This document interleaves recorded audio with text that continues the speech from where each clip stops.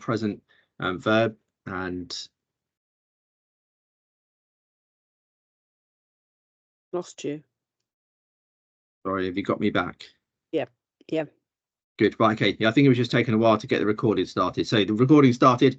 Okay. So our plan this evening is to look at some verbs. We're going to look at the present tense verbs, or some of the verbs. We're going to go through what they look like. That's our main focus for this evening, so that you'll be able to at least recognize how generally speaking, how a verb looks in the Greek. So we're going to talk about that. Just before we do that, I will just give you a check on the alphabet work that you were doing, and just so that it will come up there. You might not be able to read all of that now, and I'm not going to leave it up for long, but just to let you know that if you go into the previous session, there is a little tab at the bottom which you can see, which is highlighted books of the Bible, and you can just check the written words. Hopefully you've had a chance to look at those. So I was going to say that most of them are fairly obvious, I think. Hopefully you found that. Probably the hardest ones are John. John looks a little bit different. And James, possibly. So I've starred James. The Greek word for James is quite different to how we have it. So Jacobo is what we have there. And then the other one was possibly you'd have worked out that the Acts of the Apostles, that's mainly because you are not aware at this stage, possibly, that the word praxis is the word to, it sounds like practice, so acts. Possibly you would have gleaned it from that when you actually say the word. So those you can check on those later, and any issues, any problems, then please do let me know. So we'll move on to today's session and hopefully get ourselves started. If you did do your starter, then hopefully you've got some idea about your alphabet. It doesn't matter too much if you can't write out the alphabet perfectly all in one go at this stage. It's really only if you ever need to look things up, and so you'll do plenty of practice with the Greek letters over the time. So let's move on, shall we, and have a look at some verbs. So once again, you might find it easy to just sort of take some of these things down as notes, but they'll all be up here for you to look back at in any case. So we're going to look at a present active verb, or the present tense, really, to start with, of the verb. So a verb like something that's happening in the present tense, and we're going to use this verb here, which is luo. Now luo means to loose or to release. Okay, and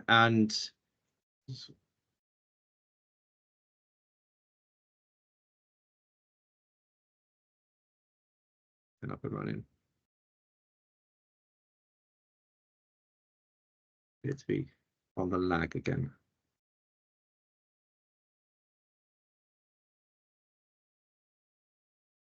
Sorry, excuse me while my Surface catches up with me.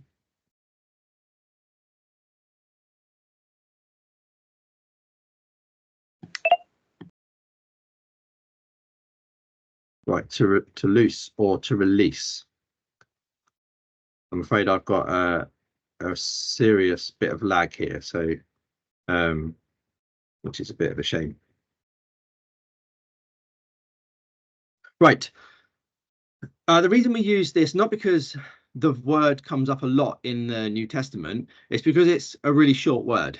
So it's a short word in Greek, which is good. It's a regular verb, which means that when we look at the endings and the way it's built up in terms of the different tenses that we use in Greek and in English, then it's actually quite easy to spot the patterns. So we tend to use luo, and you'll find that in any books that you look in, that luo is a fairly standard verb, or at least this type of verb, to use just to sort of help us spot the pattern.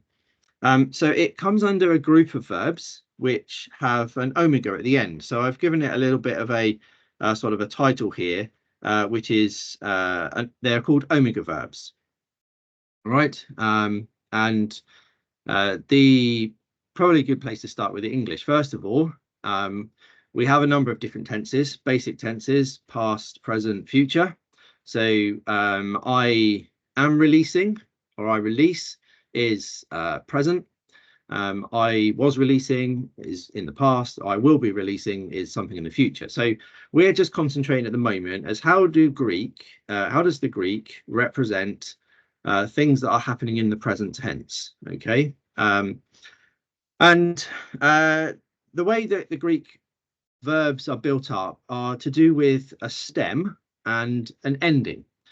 So there's a stem to the verb, which in this case is the lambda and the upsilon. So the lu part of it, right? That's known as the stem. And then there's an ending. And the ending changes depending on whether it's singular or plural, or whether I'm doing the releasing, or whether you are doing the releasing, or whether some other people are doing it, if he is doing it or she is doing it, and so on. So what we'll do is we'll just list down the basic set of words that we would use to represent this present tense. So luo is I am. Sorry, just going a little bit slow here. I am loosing. I'm loosing. Doesn't sound right, does it? I loose. I am loosing. I am untying. I think they put in the book. I'll put releasing, so I don't like the word. I am releasing. Right? Or I'm untying something. Right. That's the first person singular. Then you've got those things that lagging so much. It's kind of putting me off. Luace. So that's a epsilon iota sigma. All right. So luace means that you are releasing, and that's the singular. So it's important for us in our English language to note that we have the same word for our singular and plural. We talk about you doing something and you singular and you plural. So we have you are releasing, luace, and then we have lua. So lua is it's got the stem, which is the lambda upsilon part, and then we have the epsilon iota, which is how we would represent he, she, or it is releasing. So you've got this one word which is going to represent either he, she, or it doing the releasing, and it will be the context which will decide whether it should be male, female, or neuter. Okay, so same word used for all three. We don't distinguish in any way from that. It will be the context which will tell us.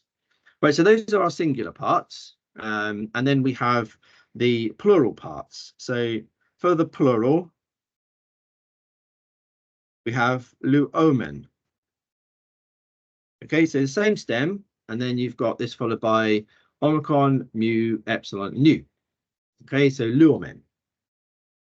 And the first person, plural, is we are releasing.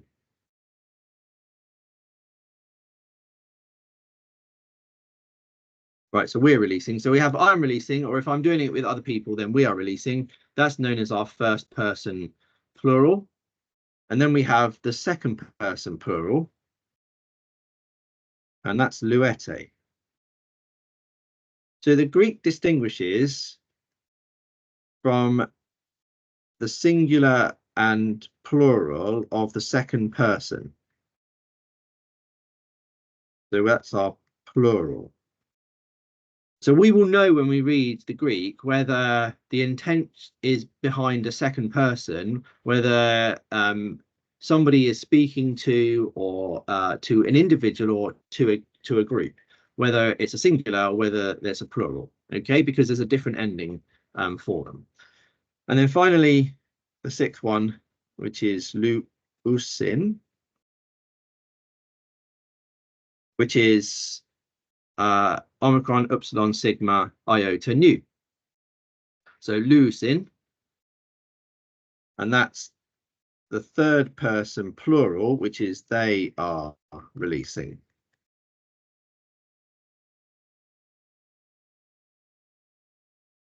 Right, a couple of variations on that, which is this. Sometimes the new is dropped in the third person plural. So sometimes they'll write it just as everything, but just without the new at the end. Okay, so it's just an alternative way of writing it. I think more often than not, the new is actually included. So those are our basic endings for a present active verb. And the good thing is the majority of Greek verbs follow this pattern, right? You will find that for all verbs that there is this set of endings, and this ending, the set of endings that all go together, are known as a conjugation. There's a couple of words which we tend to use from a grammatical point of view, and when I speak about them, so we talk about the stem, we talk about the endings.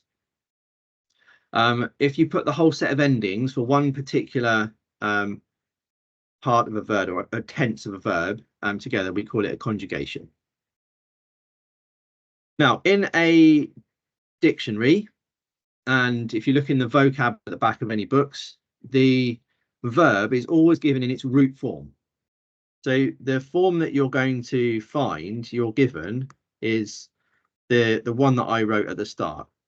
So this is known as the root, and you'll be given that if you're looking up, and then obviously all of the other endings you have to kind of learn. Right, so what we're going to do a little bit of work with this set of endings with some verbs, and just to get you using them and translating. Okay, so we've got another type of verb to look at in a little bit, but I'm going to get you to do some work on these to start with. So at the back of Duff's book, you'll find that there is a set of verbs which are given. So you've got them in front of you now. So if you haven't got a book, it doesn't matter.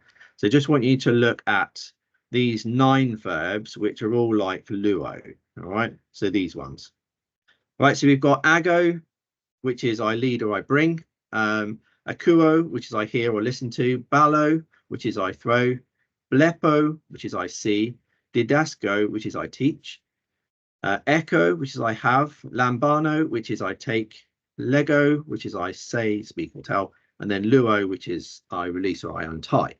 Okay, now all of these verbs here, they all follow exactly the format that we've got just above here, which we've just written down. Okay, so if, for example, I was to write down this, and you can just work out what you think we might translate that.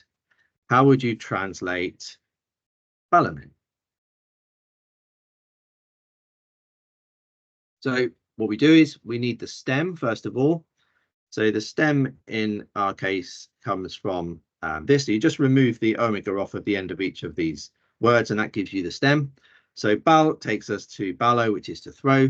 We look at our ending here. Our ending is going to match up with our first person plural, and so we would say that we are throwing. Okay, if just give you one other example, if I was to give it to you in English, and I wanted to say you, and we'll go with plural, are having, or you have. So you can write it as in the sense that rather than are having, you can just put you have. Well, maybe we'll do an example of that as well. So you, it looks like hairy, sorry. I'm not suggesting that you're hairy. Right, you are having. Right, so how would we write down you are having? So what we do is we obviously need to know what the Greek word is for have, to have.